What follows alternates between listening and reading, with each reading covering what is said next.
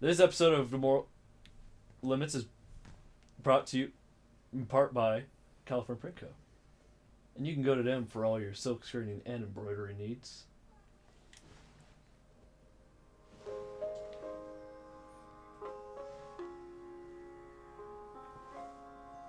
I never felt that it was wise. Fuck you! Back to the Moral Limits theme song. I said back to the Moral Limits theme song. Who the fuck needs no Moral Limits theme song, motherfucker? Ah!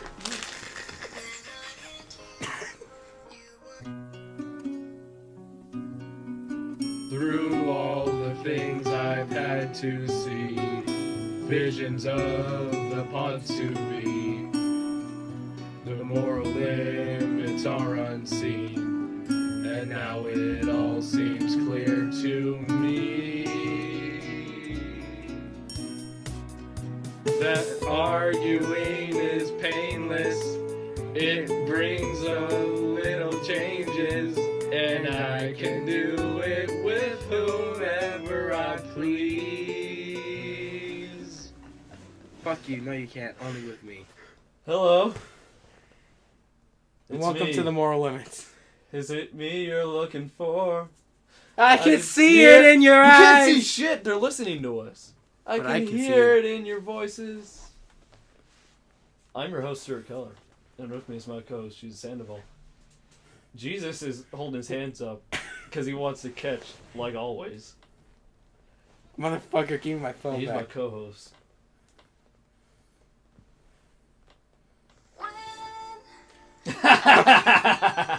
Come on, that was good. That was good. Why couldn't have God taken her and not Monty? I miss Monty. Dude, so much. Like, have you listened to him on the podcast? A little bit. He's such a fucking delight. Yes. Because it's like, he's so... Yeah, he says it like that. Yeah, whatever. He's great, Man. honestly. I mean, just his fucking delivery is amazing. I would have killed to have seen just Ren and John in the show. Oh my... Yeah, it's just like back in... Well, we got that in Volume 2, man. You know, Ren, I feel like these last few months, we've really grown. Like, as we've gotten so close. You know, even though you don't talk much, and I don't really know all that much about you. But I feel like we're like brothers. That was like the greatest moment ever. Holy shit, you know what we're doing after the podcast? What? You're giving me your phone. I'm gonna go on Apple. We're gonna get the Rooster Teeth First app, and we're fucking logging in. Because you need to listen to the Rooster Teeth First exclusive Miles podcast. Oh, damn. He's got some shitty views, but his personality overpowers it. Nice. And if I've learned anything from that podcast, is like the dynamic between Miles and Carrie is like, oh my god, it's us. Nice. Holy shit. Rooster Teeth is it's just so inspiring.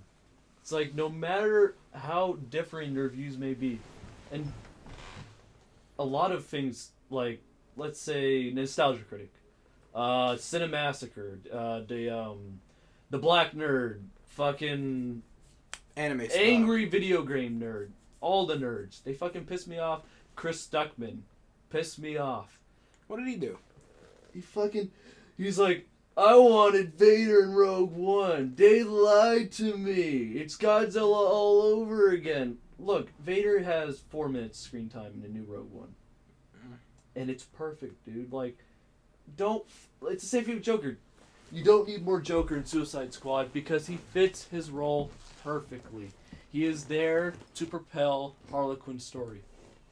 Darth Vader there to propel their story. If you fucking have all these people without the power of the Force fighting Vader, that'd be fucking retarded. There's no way to even stand a goddamn chance. Fits it perfectly. Chris Tucker is like, I'm just a fanboy who wants Vader, and he admits it. But then he's like, but I want Vader, so I give this movie a B. I'm like, fuck you, it's a 98. Damn. But Yeah. wait, not as good as Mob Psycho. Damn. True that. Damn. So far, I don't know where that show could go. It's gonna pull a reverse Ava. Tell me the truth. Nah, nigga, I'm gonna make you suffer. Maybe you should sew a hole in your side from where you were pierced. Because the slowest night cuts deepest. Stewart. Damn. Call Such me a down. good line. Damn. That's a great movie. Hurt though. Yeah. It's such a fucking powerful message. We already closed this argument for What? the goddamn day. It's better, right? Until proven. Not Fucking as good. prove me! I need time. No! This is a fucking podcast right Oh, you now. know what? Don't You know what I disappoint the haven't audience. ever Yeah. talked about on this podcast, Yeah. and I really should. Ooh, exclusive. Yeah. Yeah. The 1986 movie, The Fly. That movie is just so goddamn good. Alright. Like, there's so many perfect elements to it. And I could just show How you. much is it? Like, score. Oh, it's a perfect movie. What? 100. Damn. It's right up there. I'm thinking it's following. I know it's better than Lilo and Stitch. Because Goldblum, perfect performance from him. Oh, dude, I love that guy in everything I've seen. Yeah, perfect performance from him. He really sells his role, you know? Whether he's himself or Brundlefly. You know, you've seen. Have you seen the memes for Brundlefly? No. It's like there's some really funny shit. They're not like Kermit levels, but they're like. Dude, which Kermit? There's so many Kermits. There's so many great Kermit level like memes. Like it's just such great shit.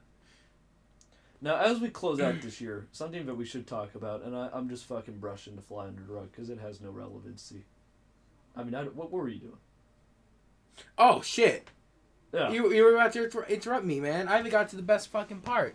The last 10 minutes of that movie are the perfect horror movie end. It's like the perfect horror movie ending. It's literally fucking perfect. All right, I believe you. You need to fucking watch it. Yeah. Why haven't you what the fuck? You haven't watched this movie. That is the biggest sin you have ever committed in your life. And you know what the biggest sin Jesus has committed? What? Do you know what the third best movie this year is? What? Go. I want to hear your guess. What do you think it is?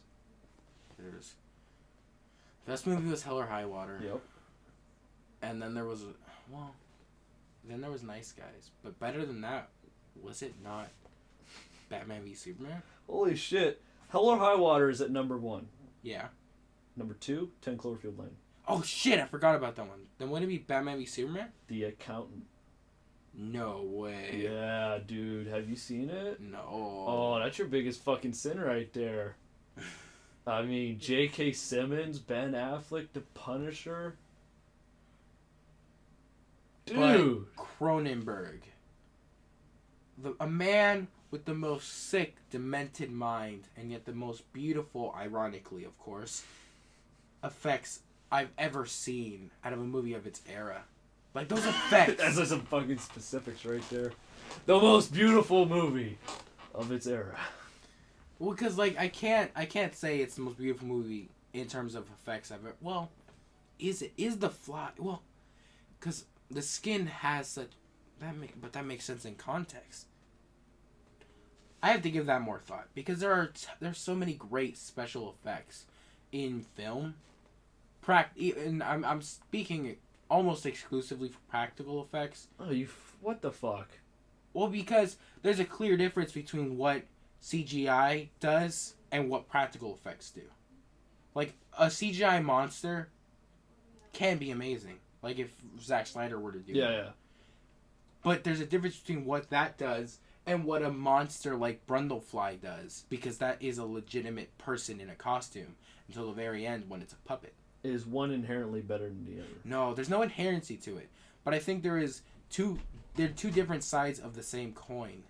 But they can be judged against each other, of course, right? Yes. I don't think they can't be judged against each other. You can put anything into separate groups, make different lists, but they can all be compared to one another. I think for the most part. What do you mean for the most part? Well, because nothing's inherent. Even the law of comparativity isn't inherent. nothing is inherent, but everything can be compared, can it not? Can it, Stewart? I mean, is there anything that can't be compared? Jesus? Yes, emotion versus reason. Those two things can't be compared I feel we can. in terms of what is better. I mean, I don't think we can conceive as why. But just like you can't prove God exists. But we can prove that he is as bad as the devil. Oh my god. Yeah. Well, Yeah. but can we prove that? Wait, what? Because you're using the assumption that he exists. How can something that doesn't exist be as bad as the devil? That may or may not also exist. That's the thing. We don't know. We're using assumptions. Assumptions are key. They are the foundation of arguments. So we're both pieces of shit because we didn't see the fly in the accountant, right? Yeah, But as usual, we're square and equal. that is true. All right, at number 4, Nice Guys. Better than Batman v Superman: The Ultimate Cut? Really? I didn't see that coming.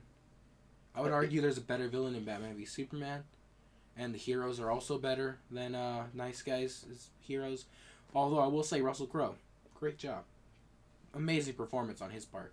Ben Affleck. But I would argue, yeah, Ben Affleck really knocks it out of the park I would say the best actor this year has to go to Ben Affleck. for his 2 roles that he played this year. 3.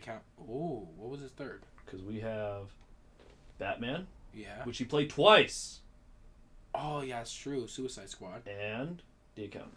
Plus, we haven't even seen his movie that he's directing. That coming out this year? Yeah, it comes out Christmas Day. You win? Oh, fuck yeah. 11 o'clock at night. Ooh, yeah, I think I can make that. Nice. Fucking order tickets as soon as this thing ends. Then we have Arrival, below Nice Guys. Mm-hmm. Because, of course...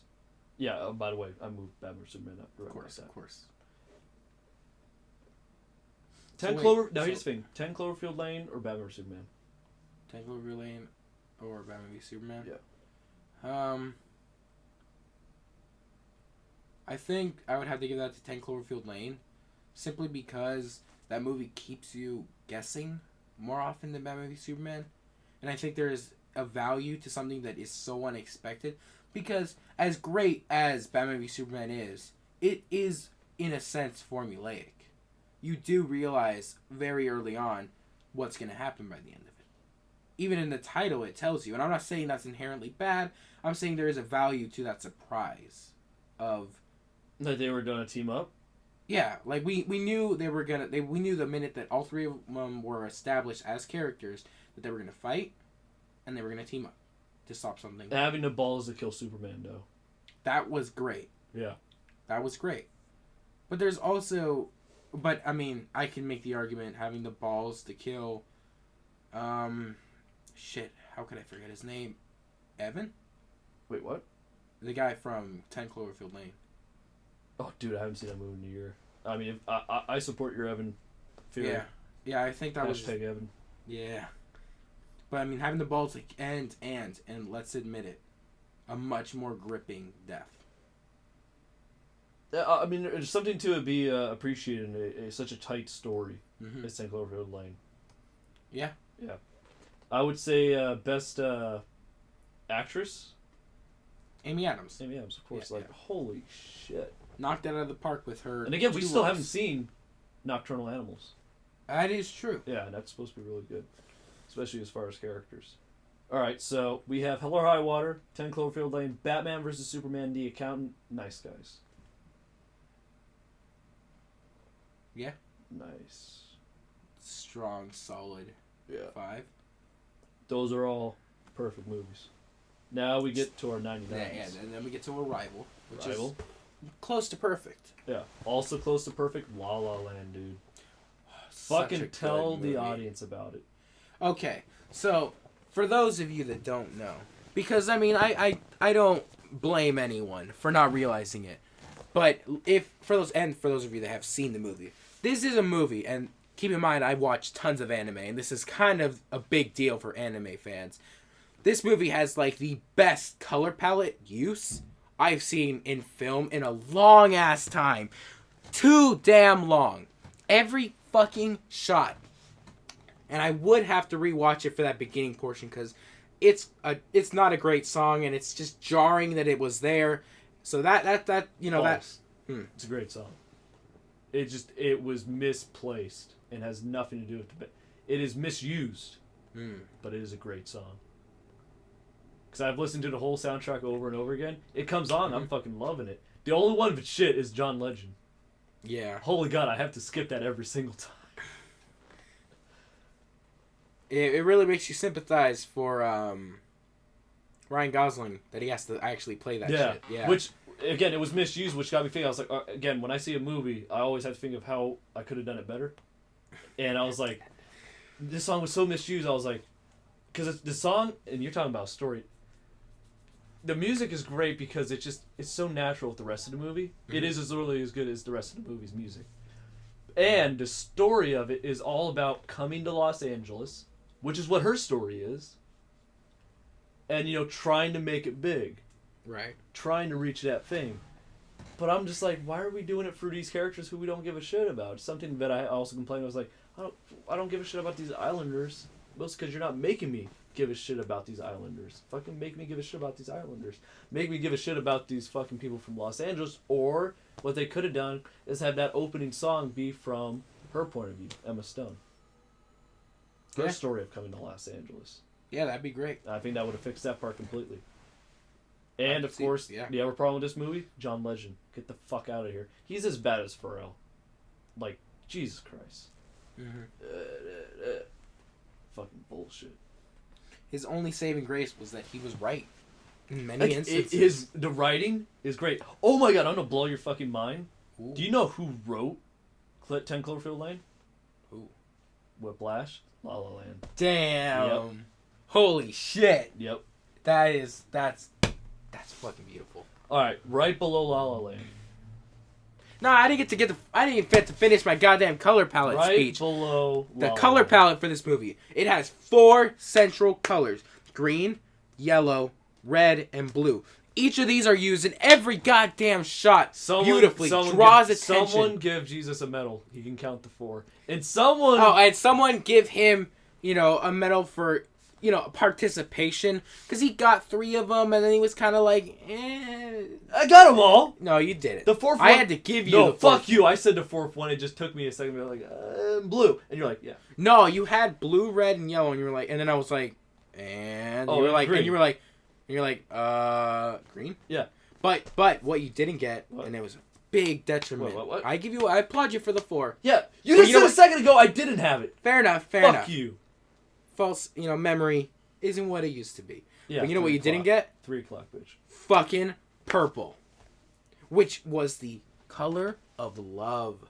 It was the color that they introduced soon as there are 2 main characters. 2 characters who want to be together. Shot, like you go in love. Right? Come towards the camera. It's too bad we're not recording anymore. I know. Fucking died. Yeah. Because we got a fucking new series coming out. It's gonna be fucking dope. Great. Now let me goddamn finish my point. The color palette in this movie is just fucking beautiful. It adds in this new purple. So jarring yet so perfect for the scene that it is in. We have 20 movies left on this list, so fuck off. God damn it. Deadpool. Deadpool. It rose, actually. I've been thinking about it, yeah. What is it beating right now? Right below that, Rogue One, A Star Wars Story. Now let me fucking hijack this movie, because this dumbass bitch, punk cunt, wouldn't go with me to see it opening night, but forgiveness. Because he's seen it tonight. From Gavin Free. Oh my... Dude. You are a punk cunt. Look, Miles is the best part because there's more of him. But the single best moment... Dishing out garlic and breadsticks now.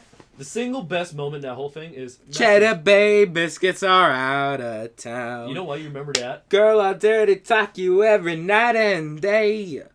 Provided you don't smother me in titties. Look, you know why you know that? Because it's great. It's great. So much better. Perfect. It's so much better than where we are. Oh, fuck yeah. Not as good as Hurt.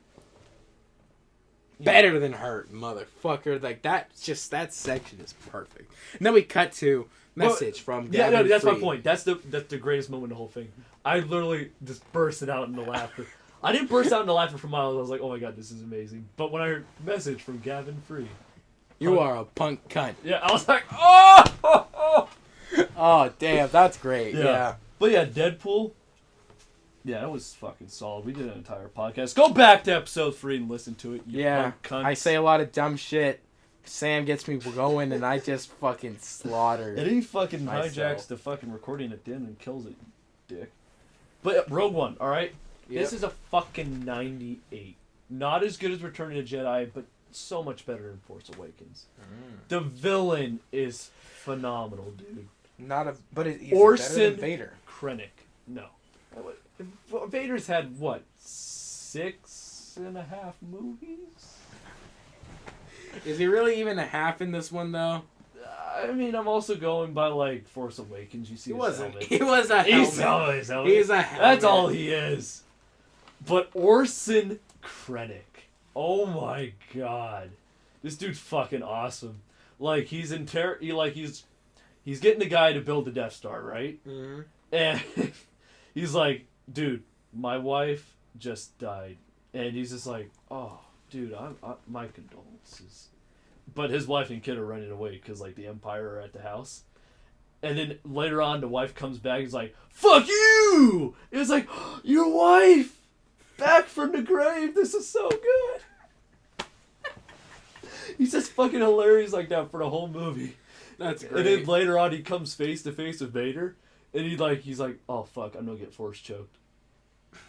And then Vader's just like, fucking handle this shit so I don't have to. And it's just like, so I'm still in command, right? And he fucking starts force choking him, dude. And he's like, don't choke on your aspirations. And I'm like, oh! I fucking love Vader. And Krennic, dude. Oh my god. Oh, damn, that's great. Orson Krennic. This movie's only detriment is a fucking bad opening. Like, it was a mess. It was like Suicide Squad, which has some similar problems, which is just like, here's Deadshot, here's Harley, here's El Diablo. It was like, no. I would have liked some fucking smooth-ass transitions. Same thing with this movie. This movie also, for the first time, you don't fucking see the opening crawl. Really? Yeah, a long time ago in a galaxy far, far away. Boom! You're there. I'm just like, that was not smooth. You fucking took half of the original. Like, either do the original, or don't do it. Just start with the opening. You know, just like it's not a Star Wars movie. Or do the opening crawl. Pick one. Don't try and do both. And then, after, like, an opening scene, then we go to Star Wars, Rogue One. I'm like... Is it Star Wars Rogue One, or is it Rogue One, a Star Wars story? They changed just Rogue One for the opening title. Very Fast and the Furious, like, we can't fucking choose a title. Or Two-Lander. Did you see that movie? I never saw it, but I love the concept. We need more bad movies on our list. Yeah, we need to watch more bad movies. We do. Like, it's so hard. I could tell you a ton of bad anime if you want that. But dude, this movie's third act is on par with the originals. Really? Yeah, I mean, like, the original two. Because this movie is a 98, which is the same score we gave Return to Jedi. Return to Jedi's problem is the middle part. Right. Where we have to fucking be, like, jumping around like, oh, we have to resolve this story. Oh, we have to resolve this story. This movie's problem isn't trying to resolve every story. It's trying to introduce everyone's story. And it's the exact same problem. The only difference is the characters were slightly superior in Return of the Jedi. So it goes to that. Both in 98. Right, such as Luke. Such as Vader. Such as the Emperor. Is Luke still definitively the best main Star Wars character to date? I think there's an argument between Luke and Obi-Wan. I think those are the two with an argument. Also, the Emperor. Those three would be an interesting top three to fucking discuss. And what we'll do is we'll do that tonight when we go see. And I was going to say, this punk cunt for not seeing it opening night is seen on 70mm IMAX, which is 4 times the size of a normal screen. I've only seen another movie once this size. And there's only 15 theaters in the entire world that have a screen this size. That was Interstellar, which is a better movie, but, I mean, come on. So, a 98 on this screen, it's going to be phenomenal. And we're going to see Dunkirk's first 7 minutes. Damn. Fucking chilling dialogue. But, you know, argument for another day. But, yeah. No, why not today? I think it's a good time. No, we gotta get through this fucking list, dude. Like, we're at the end of the year, man. We need to fucking cover what movies have come out. True. So, like, alright, moving on. Below Rogue One, Doctor Strange. Yeah. Oh, yeah. Who actually has a character from Rogue One, which is Mads Mikkelsen. All right. You don't know who that is. No. He fucking designed the Death Star, and he had the fucking eyeliner in Doctor Strange. Oh, shit. That was so goddamn stupid. What? The eyeliner. Yeah. That was, like, such a stupid addition. But it was a good line. Yeah, I'll give you. Which is like, alright. But it's like if something's doing that to you, like, physically, like, you just should fucking not be Yeah. that shit. Like, you're clearly deteriorating. Yeah. Nothing good can come of that. And let's just discuss about the fact that Doctor Strange literally is good Green Lantern. As Green Lantern was good. No, false. As Green Lantern was good. As Green Lantern was bad Iron Man. So it really comes full circle. It does. But, like, I'm going to take this podcast. I'm going to take that part. Green Lantern was good. And that's it. You know what? I've been on a fucking creative tear for, like, this entire year. Our fucking powers have been growing stronger. Especially us being trained at film school. Holy shit. But I've had the idea of, dude, we gotta fucking make it big in Hollywood and infiltrate DC. Because I have the idea for a fucking graphic novel that's gonna blow your fucking mind. Alright, we're talking lay it on me. The fucking end of the road. Earth has been pretty much destroyed. It's all post-apocalypse. It's fucking Mad Max. The universe has been fucking destroyed. And you know, we have a fucking amazing opening credits, which is fucking Watchmen style, going through the events of fucking, oh, this is the DC we know. This is like the Justice League. They're fighting Brainiac. They're fighting Lex Luthor, Joker, Harlequin. We're seeing everyone we know, right? And it slowly deteriorates through a fucking Hans Zimmer score of like, oh shit, everything is fucked up. The slow invasion, right? See, the thing is, though, kills everyone. Hans Zimmer will not be scoring this movie that you're thinking of. I know, dude, I know. This is me, though. I'll bring him back. Michael Giacchino. He's our next. Well, technically John Williams. Yeah. But dude, I would fucking take John Williams. Like, honestly. Same. Second best. Actually, you know who actually is, like, getting up there? I would hear an argument. Top 4 scores of all-time composers. You gotta include Jumkey XL in that list. Damn. Yeah, him and Hans Zimmer are fucking... And John Williams, like, those are top 3. I would probably hear him at number 4. He tempts his own music a lot, though. Who? Jumkey. Such as Captain and Fury Road. No. He temped someone else. I'm forgetting his name, but he did not do Winter Soldier. Really? Yeah. Then that is my mistake. Yeah.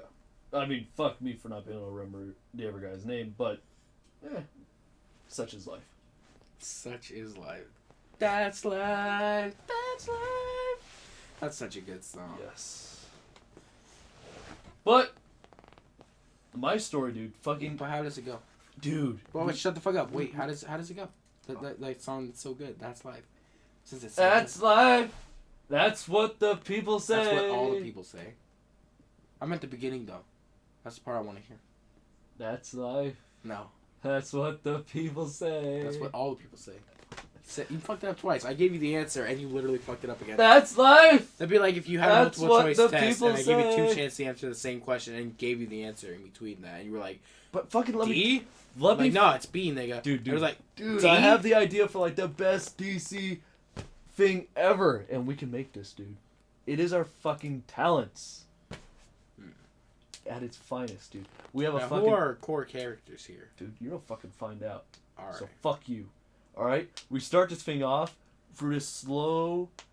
And it's fucking Watchmen-esque. It's fucking Batman vs. Superman-esque. We're just fucking seeing the slaughter of the DC universe. Meeting us up at the end with our destroyed DC universe. And wait. It reveals... Example, though, are you thinking something like Watchmen's beginning? Yeah. That's what I already said. Yeah. I already said that. You did not. You Yeah, said I like did. a Batman v Superman. I said... Alright, look, I already said it'd be like a Watchmen beginning. And then I said later, Watchmen-esque, Batman versus Superman-esque. People will hear back. Don't listen to it. But here's the thing. So we have this intro with fucking chronicles everything that's happened in the DC universe from what we know it to this fucking Mad Max thing we're dealt with now. And it's not just fucking Earth that's like this. It's the fucking universe. And we're not even using Darkseid. Darkseid got fucked up too. We'll see that in the intro too. But then we find out the end of the we'll see at the end of the intro, it's from Batman's point of view. And we just fucking saw every DC character we've known and come to love. Basically all of them, because we'll have some of them come back later. Fucking die before our eyes. And our course character is going to be Batman? Yep. But then, guess who comes up behind him after the opening? Who? Green Lantern. Damn. You didn't see... Here's the thing. It's not like we're going to see in the opening credits Green Lantern die and then have him be like, oh, but he's still alive. Because that'd be fucking retarded. We showed all the characters die. Green Lantern was in there, but then you're like, did he die? I don't remember. No, you know what we should do? Yeah. We should make it like we'll make it a lot like the way that Evangelion did their quote unquote death. We'll have a scene where we see Green Lantern getting his arm ripped off, his ring arm, of course. It's just ripped off of his body, and then when he walks up behind Green Lantern, no arm. Damn. Like, right? Yeah. A jaded, broken man. Yeah, but it's a giant... And obviously the ring is on this. It's a giant Justice League fight. So it's like, yeah, he gets his arm blown off. Superman gets his head cut off. Yes. Yeah. Wonder Woman explodes. So it's just like, holy shit, you just saw all these characters die. But Green Lantern, he didn't really die. Yeah, no, he's just lost exactly. arm, yeah. And it would have been retarded to think he did die just from his arm exploding. Yeah. Yeah. Because that is our logic. Yeah. And it's just basically like... Bleeding out isn't a thing in like we're DC thinking... comics. I'm thinking like Batman's in his 50s. So it's like, when we see the DC universe as it was, everyone was in their prime. And it's 20 years in the future. So we got old Batman, old Green Lantern. And the reason why I do this is, as a artist, my greatest thing is fucking dark, depressing, brooding characters and fucking hilarious assholes. Dark, brooding, depressing Batman, fucking hilarious Green Lantern. I love it. Yeah. I love it. That's perfect. Dude, I'm thinking it's like we have to try and get them from Earth into space. So it's like we have fucking shit going down on Earth, like fucking... It's like Fallout, dude. The fucking Raiders and just fucking detriment. Like, we could have fucking, like, Batman villains, like, lower level people who still survived. Right. Fucking attacking them as they're trying to leave. And it's them trying to go find what caused all this. The fucking invasion. Who's behind the invasion? It's a fucking character we create that's wholly new. Damn. But here's the thing. When they get to the end of the road, to the end of the story, they find out that, yeah, this guy fucking destroyed us, but it was inevitable. And there's nothing we can do to stop it. No time travel in the DC universe can help us. It's always gonna fucking happen. So it's one of those things where fate says this must happen, so it will happen. Yep. Because Kevin Smith says he really just, he loves everything because it exists. He loves that it exists. He loves that it can exist. And he also loves that in comics as an entirety is a second act. Because they can never have a true beginning or a true ending because that would fucking set things in stone. Occasionally they'll give it one, but then they'll erase it, then they'll bring it back. That's a fucking depressing thing that a lot of comic book artists can only go so long because they realize everything I've done is going to be erased. Everything that I did erased someone else's work. It's fucking depressing. Mm-hmm. Everything's a second act in comic books. This would be a fucking boom. It shows that everything must come to an end. The second act must end. I love it. Yeah. And I think a great way to have it end would be they defeat this villain. Yeah. They bring him down. And then, he laughs in their face, spitting blood into their face, laughing all the while. It's like, if I wasn't the one that did this, it would have been someone else. It's inevitable. Yeah. This is the result of all of your life's work. It's not human nature. It's just nature. It's just nature, motherfucker. Oh, dude. It's just... I just came up with that line. It's fucking That's brilliant. Great. Yeah. I love that. It's not human nature. It's just nature. Yeah. Then let's put that on a goddamn t-shirt. Yeah. And speaking of... California Print Co., our sponsor, who is just they are as phenomenal as us and DC. They're just so goddamn good. God bless them. But the reason why I thought it is the idea is because I was like, holy shit. Honestly, by the way, it's Hal Jordan. Of course. Yeah. I just want to make that clear. There was no doubt in my mind. But I want a deep connection between Hal and John. Like, John sacrificed his life for Hal to be living. You mean John? Yeah. You said Hal sacrificed his life for yeah. Hal to be living. Yeah. All right, I can see that. And that's just, it's a tribute to my love to John Stewart. A great man. Yeah. Truly a great man. But I'm just... A great man, but an inferior man. Yeah. As long as we're on the same page. Yeah, we are. Because there was a time past long ago Yep. when you made the argument that John Stewart was the it didn't greatest happen on the screen podcast or the internet, so it didn't happen. Okay. What was life? But I thought of all this because, honestly, I think they could... Green Lantern is not the best DC character, and he's not even in the top 10, but he has the potential to be. Oh, really? I thought he was number 10. Is he number 10? I believe that we left off with him as number 10. Okay, fine. Give him number 10. But he's not top 5. All right. He's not top 5. No. But he has the potential But to he's be. number 10. Dude, with our writing, I think he and Batman just could be the best characters, and they could play off each other so well. Absolutely. No one could play off as well as the idea of it for these two characters. And it's like, what inspired me was your thing about fan fiction. I was like, yeah. Fan fiction is only fan fiction until it's not. Rogue One was fan fiction until Disney's like, yeah, here you go. You know who came up with the idea for Rogue One? Who? The special effects artist from the original movies. There you go. There you go. That's what I've been saying. Yeah. And you were giving me so much No, I shit. didn't. I was just like fucking... Oh, no, bitch. You gave me shit. You gave me shit. I give you shit over everything because it makes you better. It challenges you. Evolution. That is true. Evolution, dude. Imagine where we'd be if we didn't challenge what we already know. We'd be Zach. We'd That be is Kendrick. true. We'd be Liv. Yeah, we'd have nothing to say about the things we love. Right?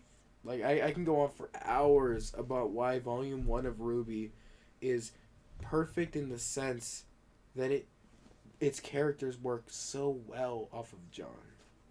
I've rewatched the entire first volume for purely the sake of determining reactions of characters with John, and that is perfect.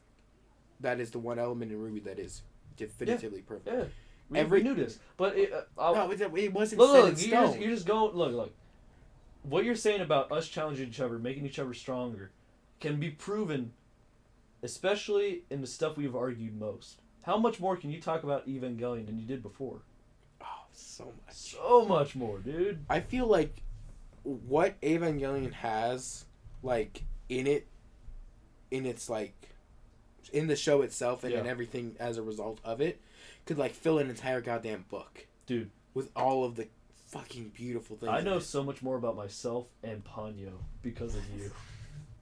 I know more about Kaon than I ever did before. Right? You give more of a shit about Kaon than you did before. I love Kaon, but god damn it, there's nothing. You probably think less of it, but you give more of a shit about it. Yeah, like I was like talking to someone, was like, yeah, man, I'll fucking love Kaon, and we're like, I'll fucking love Kaon. Yeah, well, okay, I'll fucking love Kaon until the day I die, and they were like, yeah, I don't want to watch that show. I got in their goddamn face. What the fuck did you say? You're talking out your ass! Yes! Chaos the greatest! I had someone like... I had a Roger moment where I was like, hold me back. Hold me back. No, hold me back. Hold me back. Fuck. It was the funniest thing I'd ever done. Oh, dude. But not as good as Ponyo. Did you tell them that? Ponyo. Did you tell them that? No, I didn't. Fuck you. That would have been perfect. That would have been the funniest shit you ever did. If you just fucking yelled at him and then at the end, but not as good as Ponyo. Ponyo, fishy in the sea. Oh, damn. I'm a little fishy. What? No. Woe is me. No. God damn it. Can you feel... No, there's love in the air tonight. I'm a little girl with a round belly. I think that's how it goes. Big tummy. I thought it was... No, I'm pretty sure it's Round Belly. You know, we've already played so many songs on this podcast. Just fucking find the fuck it. song. We gotta get it for this quickly in 10 minutes. Oh, All right, shit. below Doctor Strange, Star Trek Beyond. Yeah. Below that, Suicide Squad. Whoa. Oh, you know what? That beginning part is just like full of... Yeah. It's just a lot of characters introduced all at once. Yeah, and honestly, like, both the villains are near each other, to be honest. Oh, yeah. Well, I would argue that Beyond's was better villain. She has a lot of good stuff with Joel Kinnaman's... And we also got to take in Incubus, into the equation. Yeah. He's just a lackluster and you also got to take in the Hordes. They're very close movies, but Star Trek Beyond... Yeah, if the Hordes have less of a face to them than like another character that's just definitively muscle. Because they serve the same purpose, but one is muscle. He was badass like Doomsday. I think that you would have more of an argument with the drone army, which was a lot like the drone army in Star Trek Beyond. These are two very similar movies. Yeah. But the reason why I put it above is because the crew I felt was a lot better interacting wise than Suicide Squad. Yeah, I agree. Just a few characters. Then below that, Jungle Book. Oh. Now this one I could hear being higher, but it was lower on our list overall. So it's something that I love in our lists.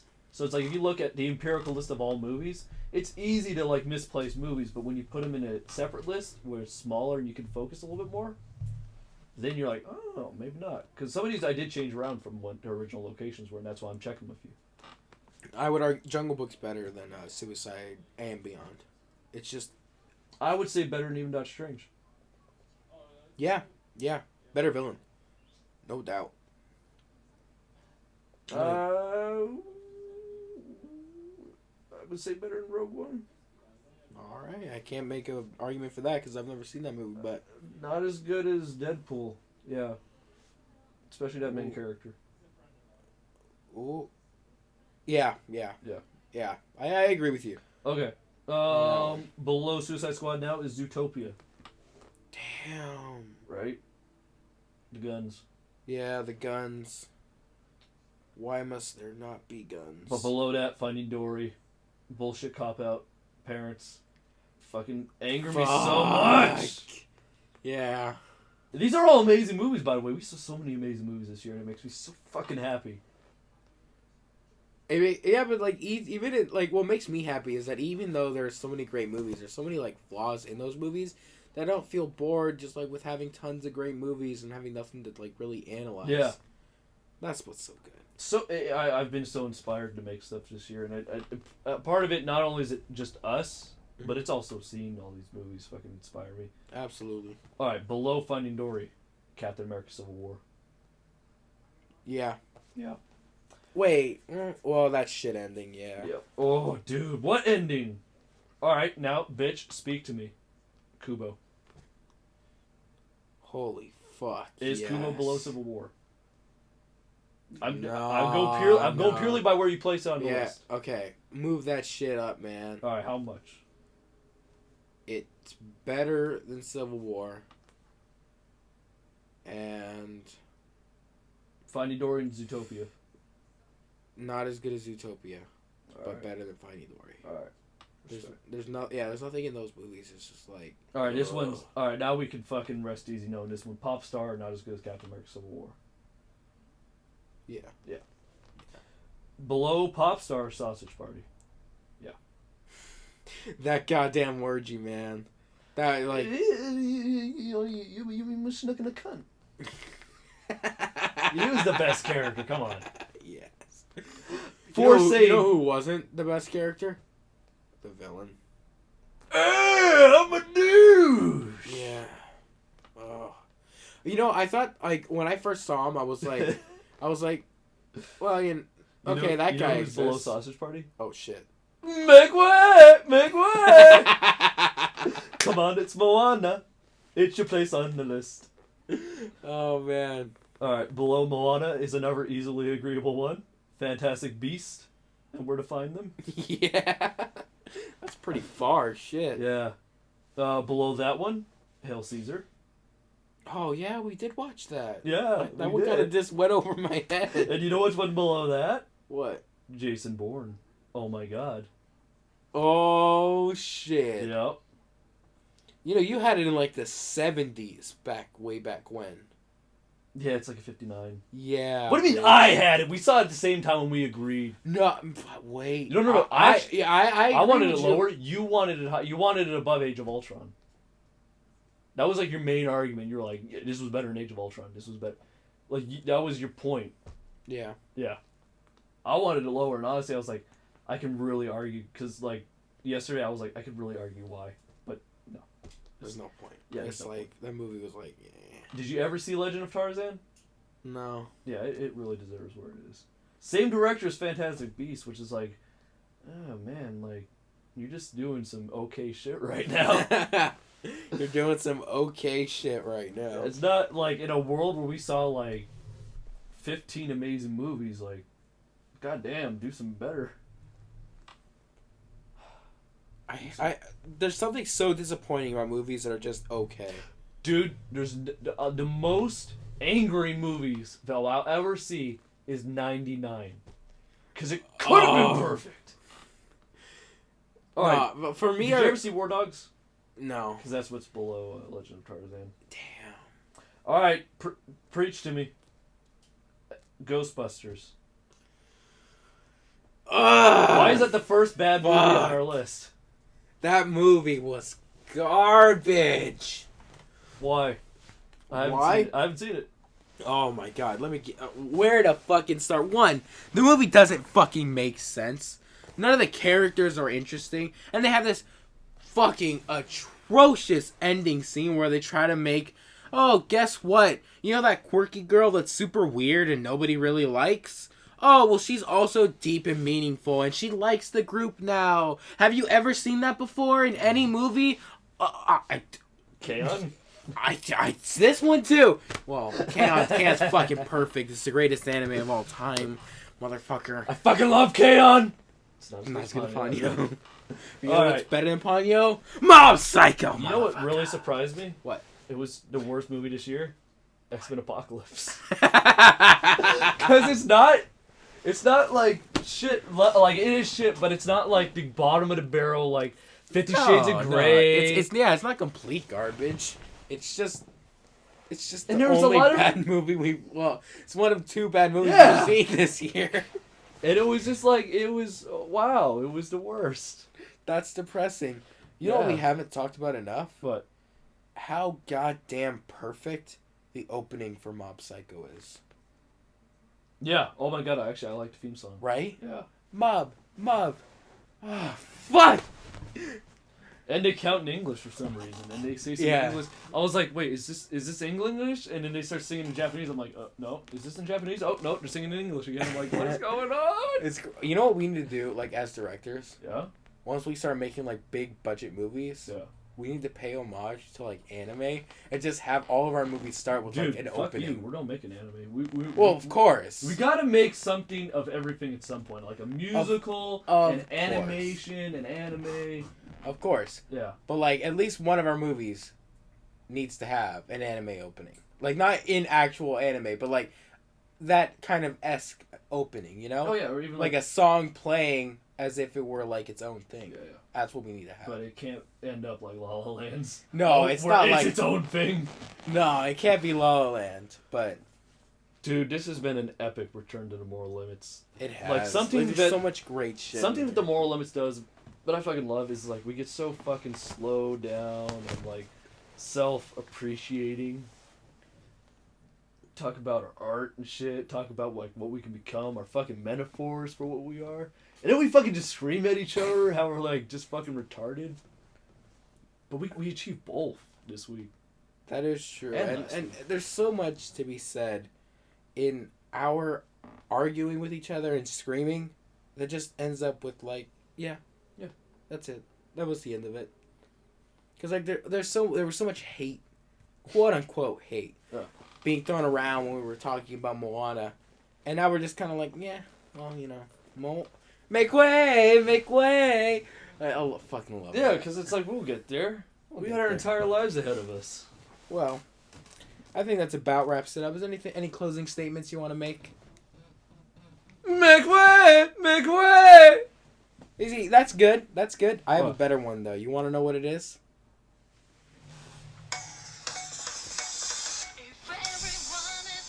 That's like really good.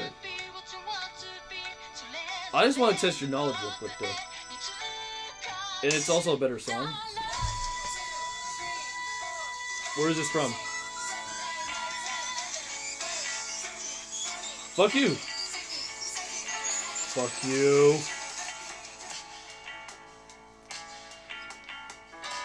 Where is this from?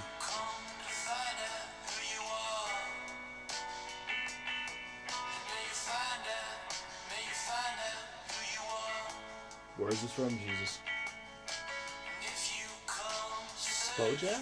Yes! Win! Kenzie got it, so you're on Kenzie's level right now. Fucking surpass her by telling me when it happens.